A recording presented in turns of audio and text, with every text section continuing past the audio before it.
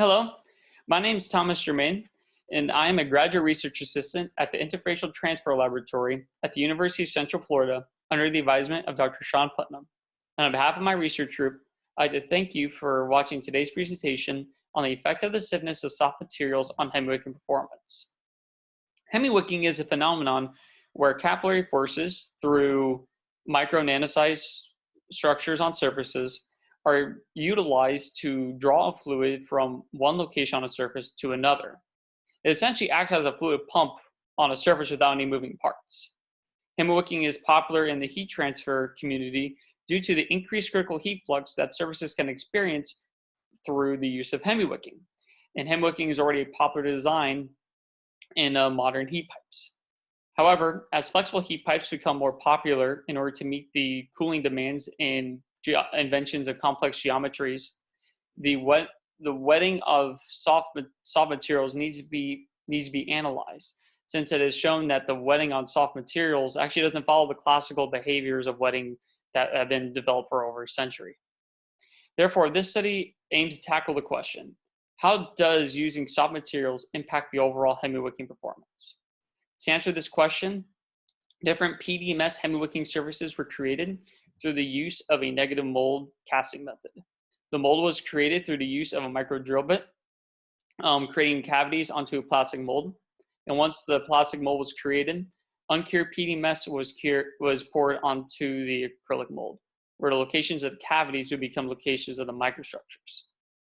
In order to change the stiffnesses of the PDMS surfaces, we changed the mixing ratio between the monomer and the cross-linker, along with the curing time that the PDMS underwent. And the same acrylic mold was used for all samples in the study to ensure a similar microstructure geometry. Once the PDMS was cured, it was removed from the acrylic mold, and we're left with different microstructured PDMS surfaces of different stiffnesses. Once these samples were created, they were subjected to two different tests. First, a hemiwicking test from a fluid reservoir, and the second, a droplet spreading test where the wetting behaviors in the first few timescales were observed. First, when looking at the overall hemiwicking performance, we see that when we compare the hemiwicking performance of the PDMS samples to more stiff samples, along with the model line developed by our lab, it can be seen that there is a notable decrease in the overall hemiwicking performance. But not only do we see this overall deviation in the hemiwicking performance from those parameters, but also when we compare the hemiwicking performance amongst the PDMS group itself, we can see that as the stiffness of the samples decrease, the overall hemiwicking performance, notably the hemiwicking velocity, also decreases. This is seen not just in our overall hemiwicking velocity, but also when we look at the initial hemiwicking velocity as the fluid crosses that first row in the hemiwicking array.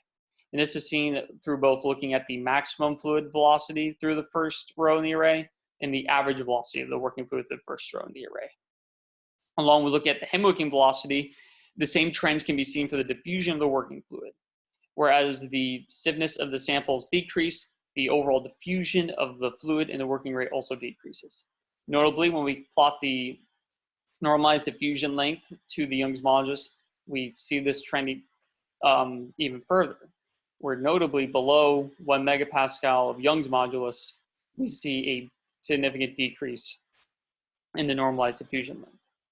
However, an interesting result is seen when we look at the inertial wetting results, where we see that when comparing the PDMS samples against itself, but also along with stiffer materials, you've seen that the inertial wetting behavior doesn't change between these samples.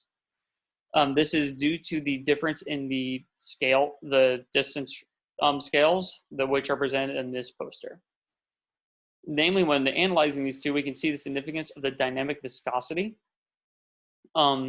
Dynamic viscosity that plays a role in the decrease in the hemiwicking behavior. In conclusion, the findings that are presented in this poster show the importance of taking into account the stiffness of the soft materials that are going to be used for flexible heat pipes for future cooling needs. Because these results show an overall decrease in hemiwicking performance as we head toward less stiff samples. When hemiwicking performance is decreased, the overall critical heat flux that surface can experience will also decrease. Therefore, in order to properly characterize the maximum heat that a surface can experience, the stiffness of that soft surface will need to be taken into account for future technologies. Thank you for watching this presentation, and I hope you have a great rest of your day. Thank you.